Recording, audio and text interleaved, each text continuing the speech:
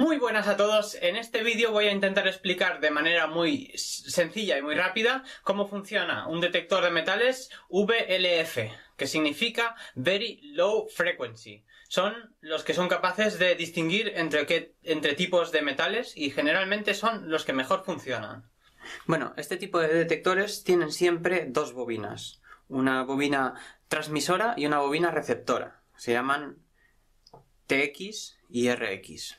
¿Vale? La bobina transmisora, la TX, está oscilando siempre muy estable a una frecuencia concreta que suelen ser 5, 6, 7 u 8 kHz.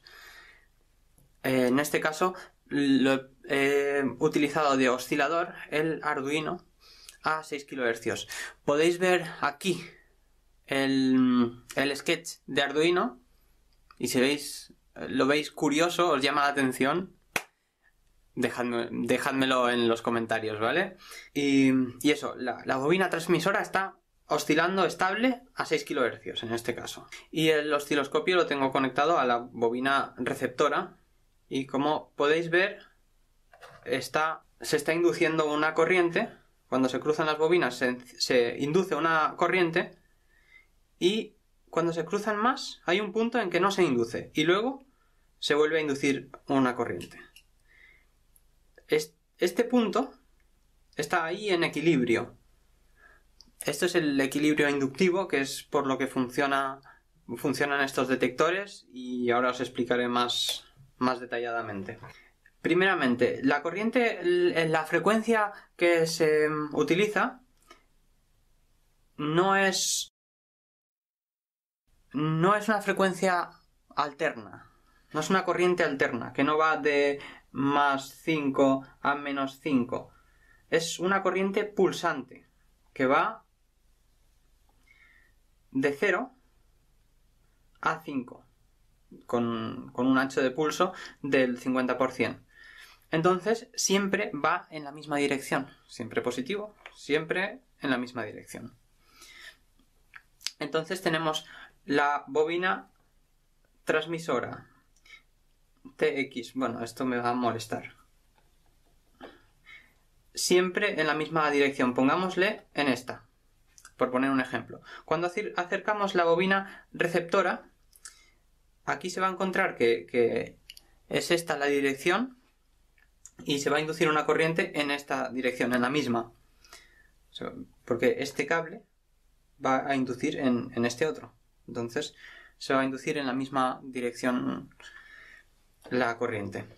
Y cuando la bobina se cruza, pues se seguirá induciendo en la misma dirección, que es la que más le afecte. Pero llegará un punto en que que se cruce. Cuando se cruza mucho, pues empezará a inducirse en la dirección contraria de la bobina transmisora. O sea, en la misma dirección realmente, pero que empezará a influir la bobina entera y no tanto esa dirección del cable concreto que tiene más cerca. Entonces, entre uno y el otro hay un equilibrio en el que no se induce nada.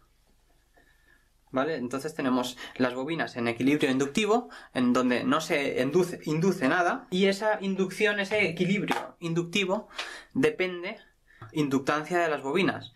Entonces, cuando se arrima un objeto metálico, influye sobre esta inductancia y pues al cambiarla, cambia también el equilibrio y las desequilibra. Entonces se induce una corriente. Vamos a verlo. Bueno, ahí se está induciendo. Buscamos el equilibrio inductivo, que es ahí. No sé si lo veis, voy a poner un zoom. Ahí arrimo el objeto metálico y se induce una corriente en la bobina receptora. ¿Vale? Como solo tengo un canal, el osciloscopio tiene un solo canal, no se puede ver el desfase. Pero,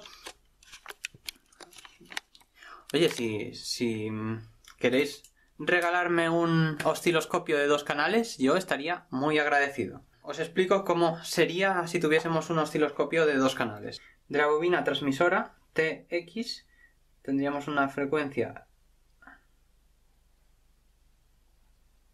Bueno, una frecuencia tal, y en la bobina receptora estaría a 0.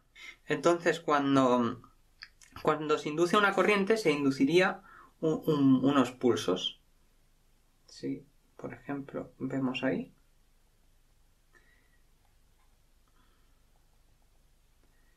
Vale. Según el tipo de metal, habría un desfase u otro. Por ejemplo, veríamos el desfase si tuviésemos 2 canales, un canal para RX y otro para TX. Por ejemplo, si tenemos aquí, el desfase sería, por ejemplo, así. Si la mitad del pulso cae, ahí tendríamos un desfase. Entonces, el detector de metales lo que tendría que detectar es, primeramente, la amplitud de onda, que eso determinaría el tamaño y la proximidad del metal, y segundo, el desfase. ¿Cuán desfasado está? Por ejemplo, si está aquí, estará más desfasado que si está aquí, ¿no? Entonces, según el desfase, es un metal u otro, según si está más o menos desfasado. De hecho, habría una relación entre amplitud y desfase que el aparato tendría que calcular. Primeramente tiene que hacer una amplificación muy grande para poder darse cuenta de esto. Ya veis que la inducción que se produce es mínima. Podría calcular esa amplitud del pulso o amplitud de la onda, y luego calculando el desfase podría saber qué metal es, o sea, cuán grande o cerca está y qué metal es. Espero que os haya gustado, le podéis dar like, suscribiros y hasta el próximo vídeo.